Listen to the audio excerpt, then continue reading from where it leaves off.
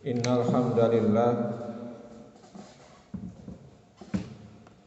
nahmaduhu wa nasta'inuhu wa nastaghfiruh wa na'udzu billahi min shururi anfusina wa sayyiati a'malina may yahdihillahu fala mudhillalah wa may yudlil fala hadiyalah.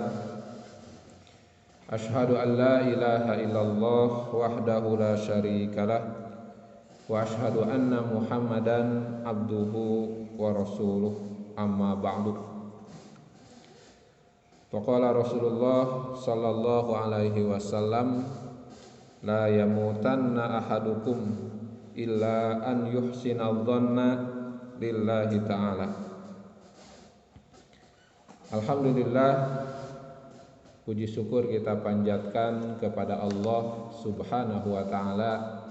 Allah masih memberikan kepada kita bermacam-macam kenikmatan, nikmat kehidupan, nikmat kesehatan, nikmat kesempatan, dan tentu yang paling utama nikmat keimanan. Yang dengan nikmat-nikmat dari Allah kita bisa berkumpul di masjid ini untuk melaksanakan di antara kewajiban-kewajiban kita kepada Allah, yaitu diantaranya salat subuh, dan alhamdulillah kita lanjutkan dengan thalabul ilmi. Mudah-mudahan Allah subhanahu wa ta'ala membalas dengan pahala yang terbaik, amin ya rabbal alamin. Hadirin ikhwatul iman, kita memang sedang diuji oleh Allah subhanahu wa ta'ala dengan berbagai masalah, dengan berbagai takdir yang seringkali membuat iman kita mungkin sedikit dibisiki, digoyahkan oleh setan. Allah subhanahu wa ta'ala menguji kita dengan wabah, menguji kita dengan berbagai masalah bangsa, juga menguji kita dengan masalah-masalah yang lain yang mungkin bersifat masing-masing memiliki masalah-masalah yang berbeda.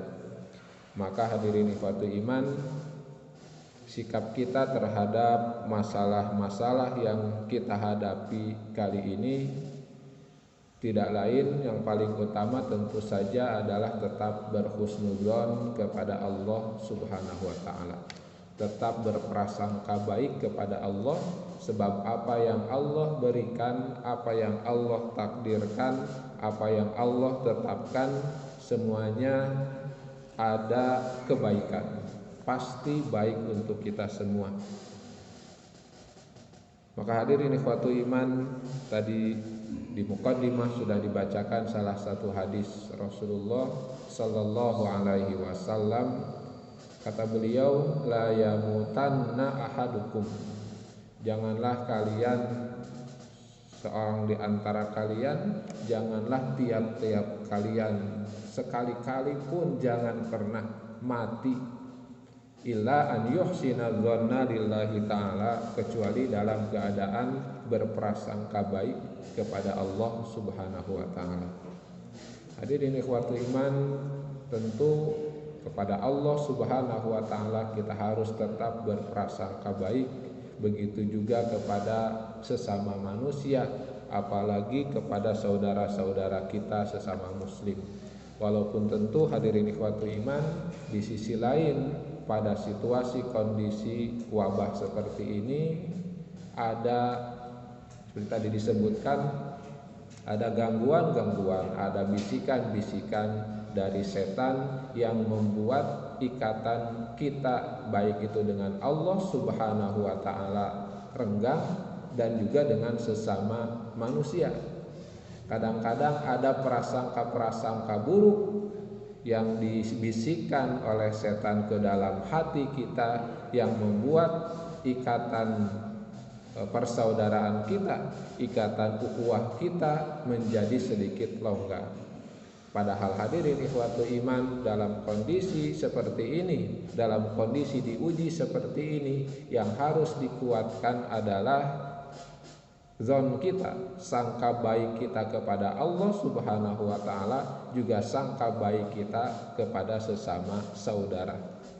Walaupun tentu dalam hal ini ada protokol yang harus ditetapkan, ada hal-hal objektif yang harus diikuti selain hal-hal yang sifatnya subjektif.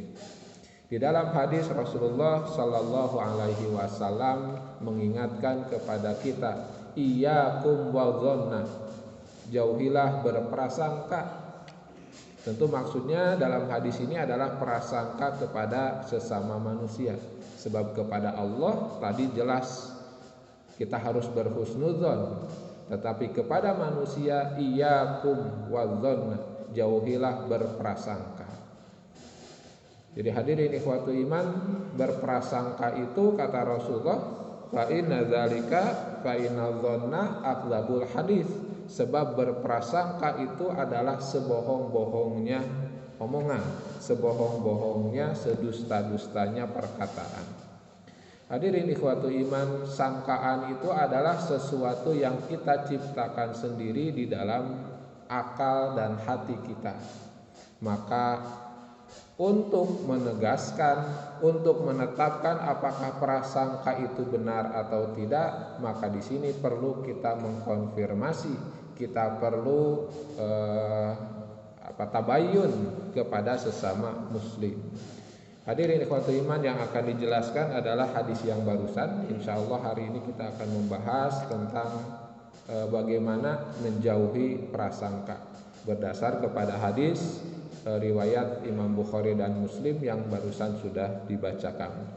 Iyyakum wadzanna, jauhilah oleh kalian berprasangka, fa inna dzanna akdzabul hadis, sebab sesungguhnya prasangka itu adalah sedusta-dustanya omongan. Hadirin ikhwatu iman, hadis ini pendek, tapi sebetulnya kalau dilihat dari sumber asalnya, sumber aslinya panjang. Baik itu yang di dalam riwayat Imam Bukhari dan Muslim, begitu juga di dalam riwayat-riwayat imam yang lain. Nah, di dalam riwayat imam misalnya Al-Baihaqi dalam As-Sunan Al-Kubra dijelaskan hadis ini agak panjang. Jadi bukan hanya sampai berprasangka saja, ada hal-hal yang lain yang disampaikan oleh Rasulullah melanjutkan penjelasan beliau. Di berprasangka seperti apa sebetulnya yang kata Rasulullah harus dijauhi. Sebab tentu tidak semua prasangka buruk. Bahkan kita di antara amalan hati yang baik adalah berprasangka baik. Berprasangka seperti apa yang harus dijauhi? Kata Rasulullah dalam hadis Imam Sunan Al-Baihaqi, awalnya sama, iyyakum wadzanna fa inna dzanna akdzabul hadis. Jauhilah oleh kalian prasangka, sebab prasangka itu sebohong-bohongnya, sedusta-dustanya perkataan. Wala tahassasu, kata Rasulullah, wala tahassasu, dan janganlah kalian mencari-cari berita buruk. Jadi hadirin ikhwatu iman, sebab biasanya kalau kita sudah memiliki prasangka kepada seseorang, biasanya kita mencari-cari berita tentang orang tersebut. Maka Rasulullah Sallallahu Alaihi Wasallam menambahkan penjelasannya, wala tahassasu, dan janganlah mencari-cari berita. Jadi ini baru berita. Dari kata al-hissu itu al-hissu al-hasas itu indra. Jadi panca indra itu disebutnya al-hasas atau al-hawas. Wala tahassasu, jangan mencari-cari berita. Selanjutnya wala tajassasu. Nah, ini lebih dari tahassus, tajassus. Tajassus itu artinya mencari-cari kesalahan. Jadi kalau tahassus itu masih umum. Jauhi prasangka, jauhi tahassus. Tahassus itu sifatnya masih umum, mencari-cari berita. Jadi bisa jadi berita baik, bisa jadi berita buruknya masih kita terima. Itu tahassus. Yang baik dan buruk kita cari. Tapi kalau sudah tajassus, ini mencari-cari buruknya. Mencari-cari yang buruk saja. Wala tajassasu. Wala tabaghadu kata Rasulullah, dan janganlah kalian saling membenci. Wala tadabaru, dan janganlah kalian tadabur. Nah, tadabur. Jadi di sini dalnya yang panjang. Tadabur dari kata dubur. Dubur itu artinya bagian belakang manusia. Tadabur artinya saling menduburi, saling membelakangi, saling menjauhi.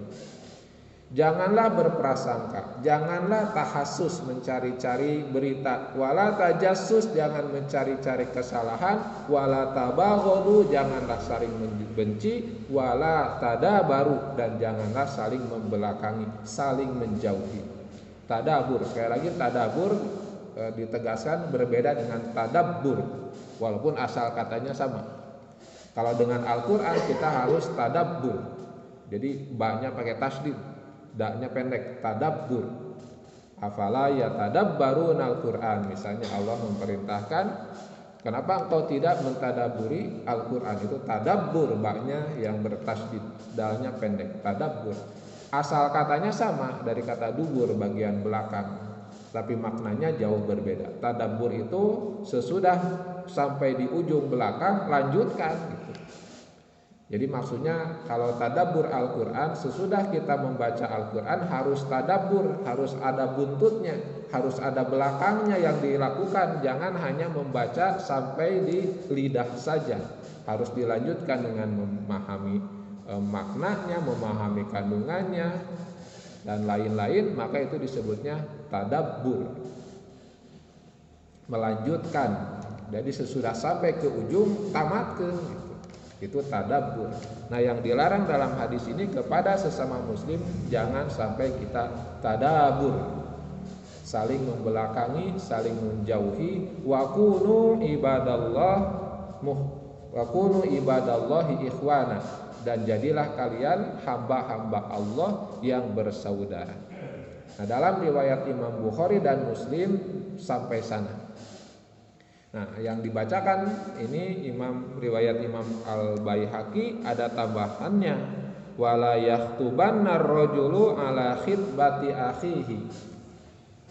Jadilah kalian, kata Rasulullah, hamba-hamba Allah yang bersaudara. Hadirin ikhwatu iman, innamal mu'minuna ikhwatun. Allah tegaskan dalam surat Al-Hujurat, hanyalah orang-orang mukmin itu adalah orang-orang yang bersaudara. Persaudaraan ini lebih dari sekedar perikatan darah, sebab persaudaraan ini adalah persaudaraan iman.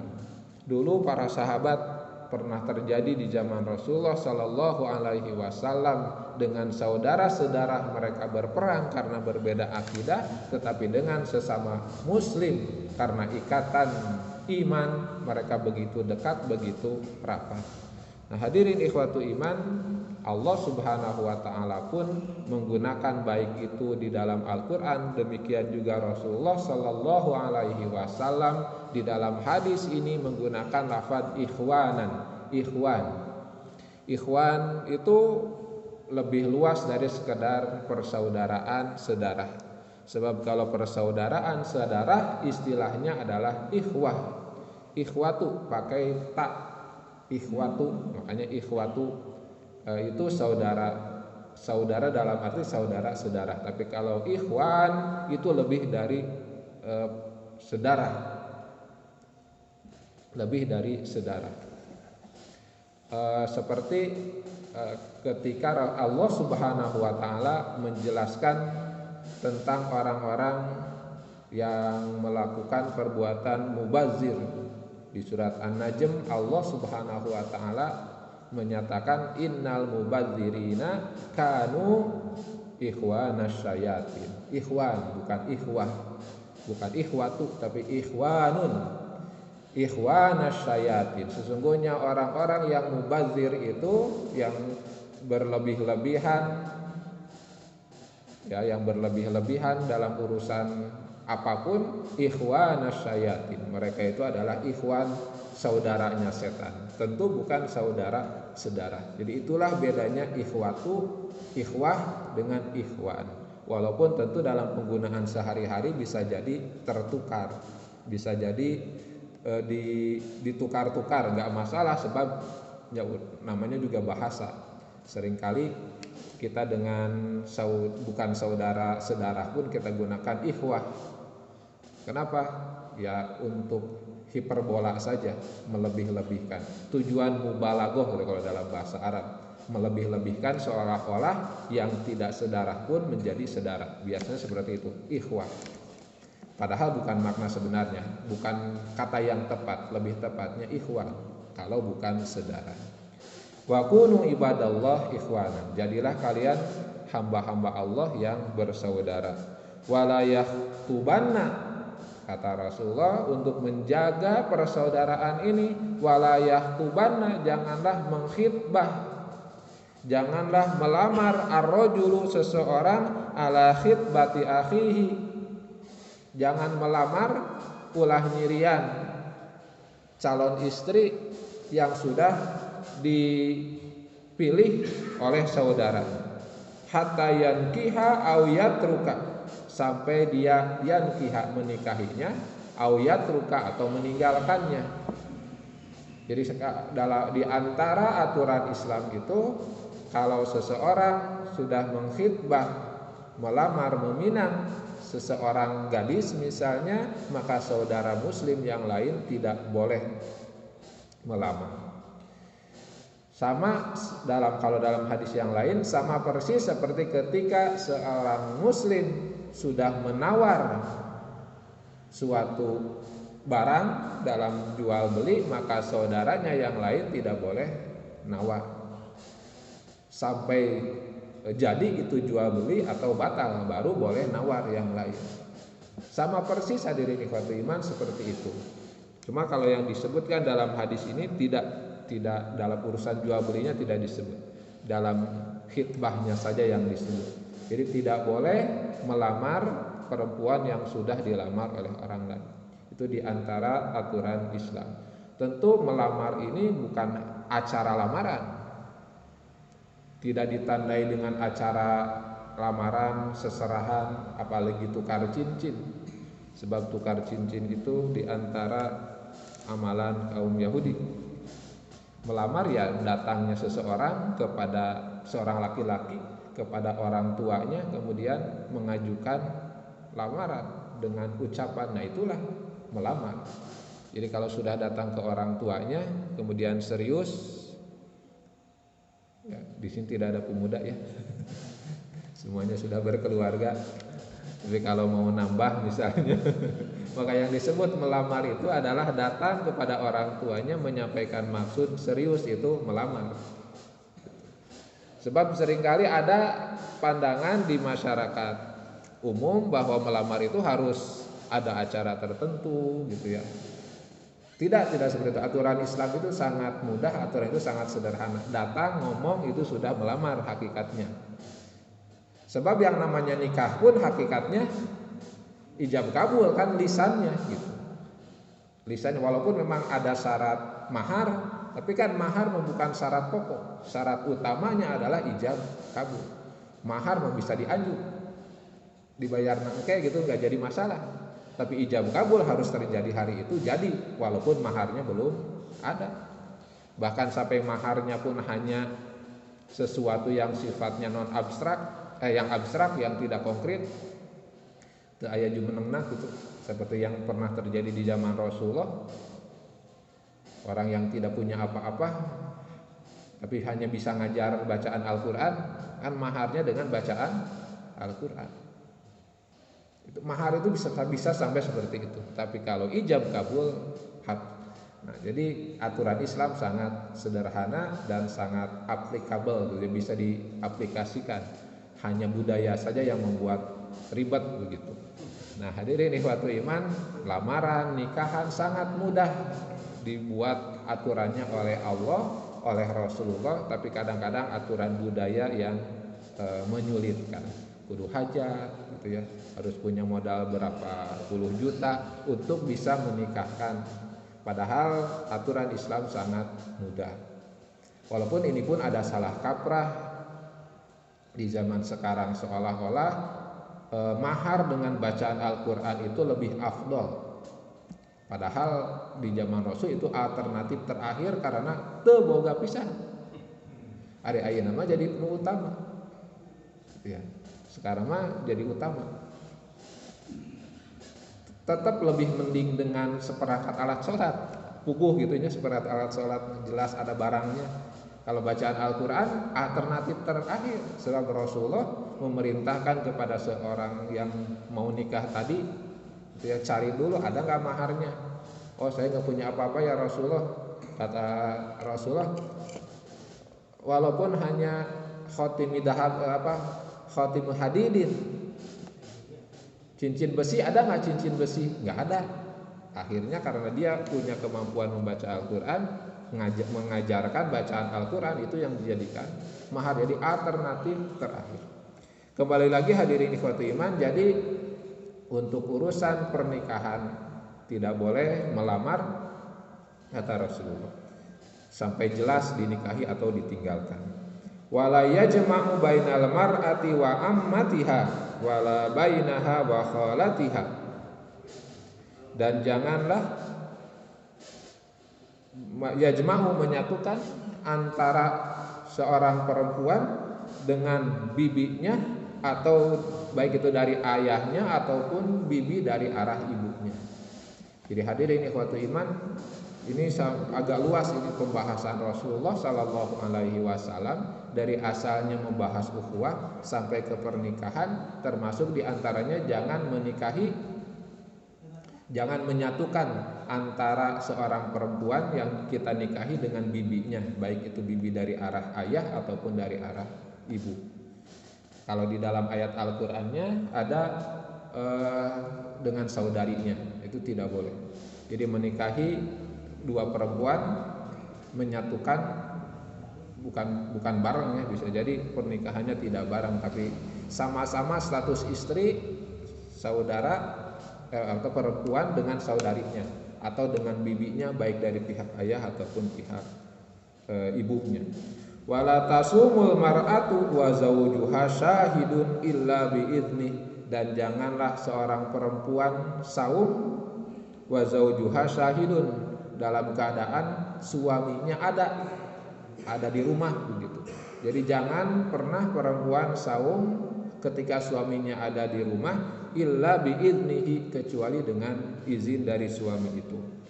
Wala tu'adzinu fi baitihi wa huwa syahidun illa biidnih, dan jangan pula mengundang seorang istri mengundang orang lain fi baitihi, ke rumahnya, wa huwa syahidun, sedangkan suaminya ada di rumah, illa biidnih, kecuali dengan izinnya. Jadi ini untuk ibu-ibu gitu ya. Jadi jangan pernah memasukkan ke rumah siapapun kecuali dengan izin suaminya. Tapi hadirin ikhwatu iman, tentu hal ini jangan difahami letter, dalam arti maksud saya nanti ada hal-hal yang sifatnya kesepakatan. Jadi jangan rigid gitu ya memahami aturan Islam sehingga istri tidak boleh keluar dari rumah gitu ya. Ini urusan komunikasi saja sebetulnya. Urusan komunikasi artinya dalam hal apapun istri dengan suami harus berkomunikasi, termasuk ketika mengundang atau mengajak seseorang datang ke rumah. Ya, jadi bukan tidak boleh mengundang. Ingat ya, harus dicatat, bukan seorang perempuan tidak boleh memasukkan siapapun ke rumahnya. Intinya bukan di situ, tapi harus ada komunikasi antara suami dan istri sampai urusan saum yang hubungannya dengan Allah, sampai urusan sesama dengan manusia.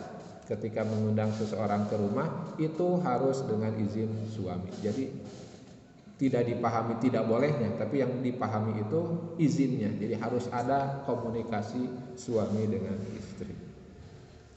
Selanjutnya fama tasaddaqat bihi mimma yaksibu 'alaiha fa inna lahu nisfa ujratin, dan apa-apa yang disedekahkan oleh istri dari harta suami, asalnya dari harta suami, mimma yaksibu 'alaiha, Jadi suami ngasih nafkah ke istri, kemudian oleh istri disodakohkan.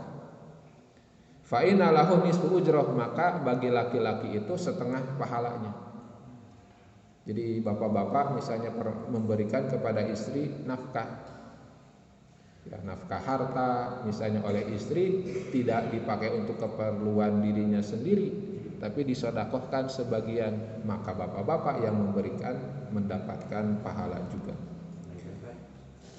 Wala tas'alil mar'atu talaqa ukhtiha litastafrigo ina usahibatiha walitankiha fa innalaha ma quddiralaha. Dan janganlah seorang perempuan, ini mungkin kasus tertentu ya, dan janganlah seorang perempuan menyuruh suaminya untuk menceraikan istrinya yang lain, kalau istrinya lebih dari satu, agar ina isohibatiha, agar kosong bejana saudarinya. Maksudnya jangan mencuruh cerai, menyeraikan istri yang lain, istri kedua, istri ketiga begitu, dengan tujuan agar si perempuan, si istri kedua ketiga ini kosong bejananya, jadi tidak dapat nafkah apa-apa. Nah, persaingan antar perempuan ini mungkin. Fa innalaha ma quddiralaha, sebab hakikatnya Allah sudah mentakdirkan apa-apa yang sudah ditetapkan. Hadirin ikhwatul iman, ini hadisnya panjang, tapi tentu semuanya ini terkait dengan bagaimana seharusnya kita bersaudara, menjalankan persaudaraan dengan muslim. Dan asalnya, pokoknya adalah jangan berprasangka. Iyyakum wadzon, janganlah kalian berprasangka. Apa itu prasangka? Adzonnu ismun lima yahsulu an amarah. Yang disebut zon itu adalah sebutan bagi sesuatu yang timbul disebabkan adanya amarah. Amarah itu isyarat, tanda. Sangkaan itu muncul karena ada tanda, karena ada isyarat, karena ada sesuatu. Kalau tidak ada isyaratnya, tidak akan ada sangkaannya. Jadi sangkaan itu sesuatu yang muncul dalam hati dan pikiran kita karena ada tandanya, muncul dari orang lain. Jadi kalau tidak ada tanda, itu bukan, atau sebaliknya ya, tidak mungkin ada prasangka kalau tidak ada tandanya. Makanya zon itu sebetulnya kalau dilihat dalam penjelasan para ulama usul fikih, zon itu sudah 75% kepada yakin. Tapi tetap, jadi ada buktinya gitu. Kan kalau kita tahapan ilmu, yang paling rendah itu al-jahlu. Al-jahlu itu tidak tahu apa-apa. Adamul ilmi bisyai'i, itu bodoh. Bodoh itu adalah tidak punya pengetahuan sedikit pun. Adamul ilmi, nol gitu. Kemudian di atasnya adalah al-wahmu. Al-wahmu itu tahu tetapi masih sangat diragukan. Itu al-wahmu, waham. Lebih tinggi dari itu asyak. Syak itu ragu-ragu, 50-50. Itu disebutnya ragu-ragu syak. 50-50 antara tahu dan tidak tahu itu masih setengah-setengah, itu syak. Di atasnya baru zon. Zon itu sangka, atau ya sesuatu yang sudah ada tandanya, sesuatu yang sudah ada isyaratnya. Jadi hadirin ikhwatul iman, dilarangnya zon itu bukan pada level waham apalagi syak, atau syak apalagi waham. Sampai zon pun, sampai sudah sebetulnya mendekati keyakinan, karena bukti-buktinya sudah ada, kita tetap harus berhusnuzon, kita tetap harus menjauhi prasangka, berprasangka buruk maksudnya tentu. Jadi rahasianya hadirin ikhwatul iman, kenapa Rasulullah menggunakan lafadz zon, begitu juga Allah dalam Al-Quran menggunakan lafadz zon, sabab zon itu sudah ada bukti-buktinya. Tapi adab Islam itu memerintahkan walaupun ada bukti tetap harus berprasangka baik, jangan berprasangka buruk. Walaupun bukti-bukti mengarah kepada prasangka buruk itu pasti akan terjadi. Itu namanya zon. Lalu hadirin ikhwatul iman, Dalam hadis yang tadi pun Rasulullah menggunakan lafaz akzab, akzabul hadis. Akzab itu artinya sedusta-dustanya, sebohong-bohongnya. Al hadis itu omongan, perkataan, atau kalau dalam istilah hukum hadis itu ya segala sesuatu yang disandarkan kepada Rasulullah. Tapi di sini maksudnya al hadis adalah omongan. Karena sifat dasar hadis ya berita atau wahyu. Akzabul hadis, sebohong-bohongnya omongan, sebohong-bohongnya berita, itu adalah zon. Sebab itu diciptakan oleh pikiran kita walaupun bukti-buktinya ada. Jadi sampai seperti itu Rasulullah Shallallahu Alaihi Wasallam mengajarkan kepada kita. Bahkan sampai ketika ada bukti-bukti pun jangan sampai kita berprasangka buruk kepada saudara muslim kita. Hadirin ikhwatu iman, apakah semua prasangka tidak boleh? Tentu prasangka-prasangka itu sesuatu yang wajar. Tapi kalau prasangka ini, kenapa hadis tadi dari permasalahan sangka kemudian tahassus, tajassus, tabaghud dan akhirnya tadabur, itu artinya prasangka yang tidak diperbolehkan oleh Rasulullah Sallallahu Alaihi Wasallam adalah prasangka yang mengarah kepada putusnya atau renggangnya ikatan ukhuwah. Untuk prasangka-prasangka yang umum biasa saja itu hal-hal yang mubah saja. Sebab bukan hanya kita, Rasulullah Sallallahu Alaihi Wasallam pun berprasangka.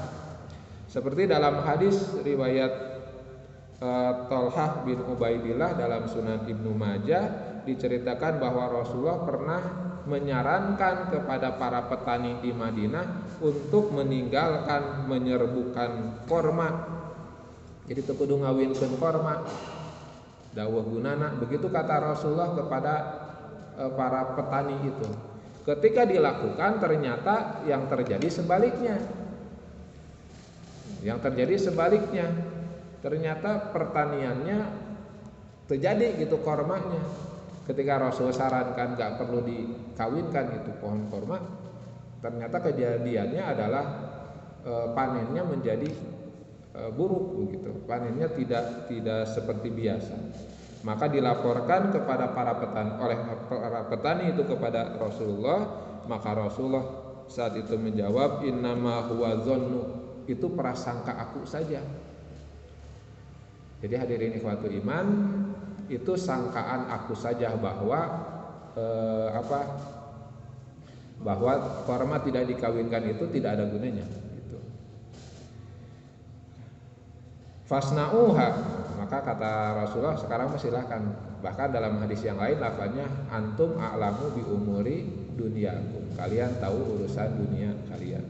Innama huwa dzannu, itu hanya prasangka aku saja. Jadi hadirin ikhwatu iman, dalam hal prasangka sehari-hari misalnya yang tidak mengarah kepada terurainya atau putusnya persaudaraan Islam, tidak mengarah kepada permusuhan, tidak mengarah kepada tahassus, tajassus yang tadi, maka prasangka-prasangka itu tentu bukan sesuatu yang berdosa. Itu hal-hal yang wajar. Tapi kalau mengarah kepada hal-hal yang memutuskan persaudaraan, seperti tadi dilanjutkan menjadi tahassus, tajassus, tabaghud, tadabur, maka itu adalah sesuatu yang dilarang. Maka Rasulullah Shallallahu Alaihi Wasallam pernah juga menasihatkan dalam sebuah hadis, waladzi nafsu Muhammadin biyadihi la hurmatul mu'mini a'zamu indallah hurmatan minka maluhu wa damuhu wa an la yadhunna bihi illa khairan. Demi jiwa Muhammad, kata Rasulullah, yang ada di dalam genggaman Allah Subhanahu wa taala, sesungguhnya kehormatan seorang mukmin itu lebih besar di sisi Allah dari kehormatan apapun, bahkan dari hartanya dan darahnya. Kehormatan mukmin itu sesuatu yang sangat besar. Wa an la yadhunna bihi illa khairan, maka jangan pernah berprasangka illa khairan, kecuali prasangka-prasangka baik kepada sesama mukmin. Begitu juga dalam hadis yang lain Imam At-Tirmidzi menasihatkan Dalam hadis Rasulullah menasihatkan prasangka itu ada dua, ada prasangka dosa dan ada prasangka yang tidak berdosa. Adapun prasangka yang dosa adalah prasangka sesuatu wa anta taquluhu, dan engkau mengatakannya, engkau membicarakannya. Sedangkan yang tidak berdosa itu adalah berprasangka sesuatu dan tidak mengatakannya, tidak membicarakannya. Jadi hadirin ikhwatul iman, prasangka itu sesuatu yang wajar dan akan menjadi dosa kalau itu sudah diomong-omong, itu sudah dibicarakan, itu sudah lanjut ke level tahassus. Sebab kan kalau tahassus pasti ngobrol, mencari-cari berita, apalagi tajassus, mencari-cari kesalahan, itu tentu sudah ada obrolan dengan sesama, obrolan dengan orang lain. Jadi selama kita tidak mengatakannya, selama itu hanya ada di dalam hati kita, maka itu belum tercatat dosa. Walaupun tentu hati-hati, sebab kalau itu dipelihara, maka itu akan menjadi racun bagi hati kita. Maka seperti hadis yang tadi dibaca sebelumnya, wa an la yadhunna bihi illa khairan, jangan berprasangka kecuali yang baik-baik saja. Jadi ubahlah prasangka buruk itu menjadi prasangka baik. Yang dibicarakan, yang diungkapkan adalah yang baik-baiknya. Do amro akhika ala ahsanihi, kata Rasulullah dalam hadis yang lain, letakkanlah persoalan urusan dengan saudaramu itu illa ahsanihi, kecuali yang baik-baiknya saja. Jadi do, tinggalkan, tinggalkanlah urusan dengan saudaramu, kecuali yang baik-baiknya tetap harus dijaga, tetap harus diingat.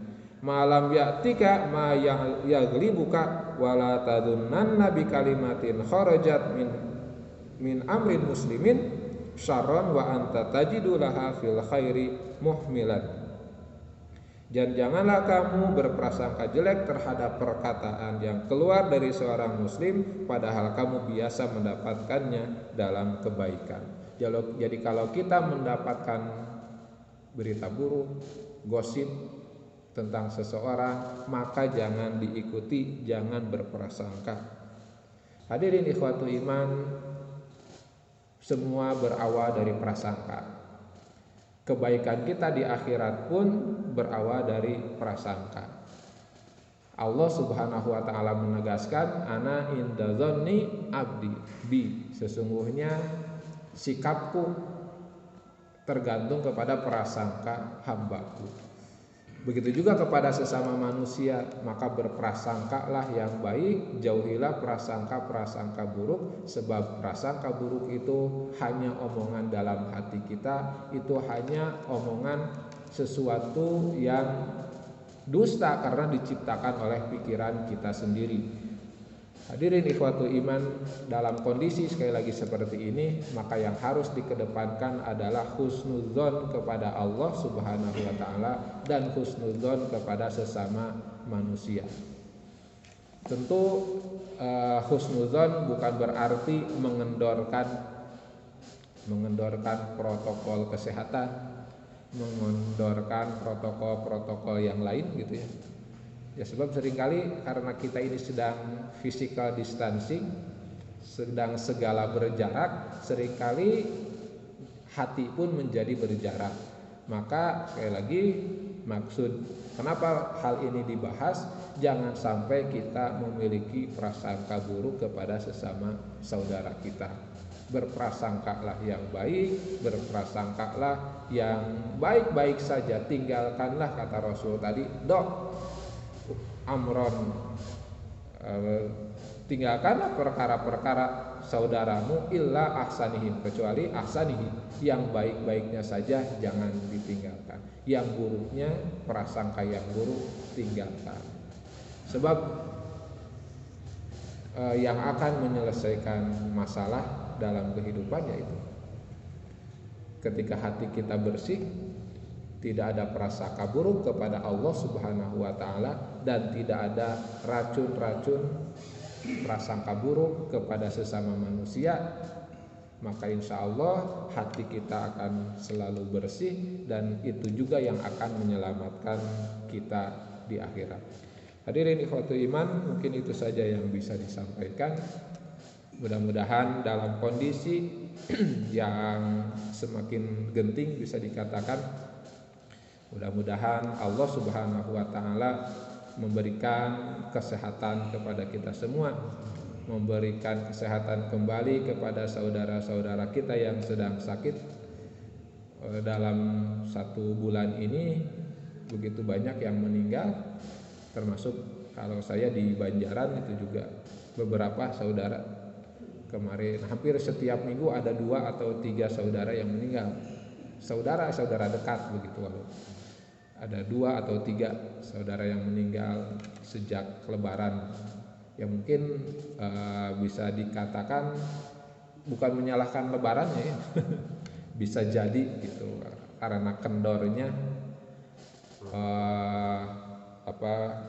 kita dalam menjaga, dan tentu ujung-ujungnya tetap takdir Allah, dan bisa jadi juga ada andil manusia ya, ada andil penanganan yang tidak baik dari pemerintah, bisa jadi juga ya hikmah mungkin kenapa haji tahun ini Indonesia tidak bisa, sudah 2 tahun ya, karena penanganan COVID di Indonesia masih buruk. Orang lain di Eropa sudah bisa nonton sepak bola, stadion penuh, di kita masjid saja masih physical distancing gitu. Sekolah saja masih diliburkan. Orang lain sepak bola sudah bebas. Gitu ya, sepak bola sudah bebas karena penanganannya yang baik gitu. Jadi dalam hal-hal yang jelas tetap kita tentu harus amar ma'ruf nahi munkar, memberikan penjelasan, meluruskan, tapi dalam sisi-sisi yang lain dengan lingkungan, dengan saudara kita tetap berhusnuzon. Hadirin ikhwatul iman, sekali lagi kita berdoa dulu, mudah-mudahan Allah Subhanahu wa taala memberikan kesehatan kepada kita semua, kepada saudara-saudara kita, kepada keluarga kita yang sedang sakit. Mudah-mudahan Allah Subhanahu wa taala menyembuhkan kembali. Mudah-mudahan Allah Subhanahu wa taala mengangkat kita ke derajat yang lebih tinggi.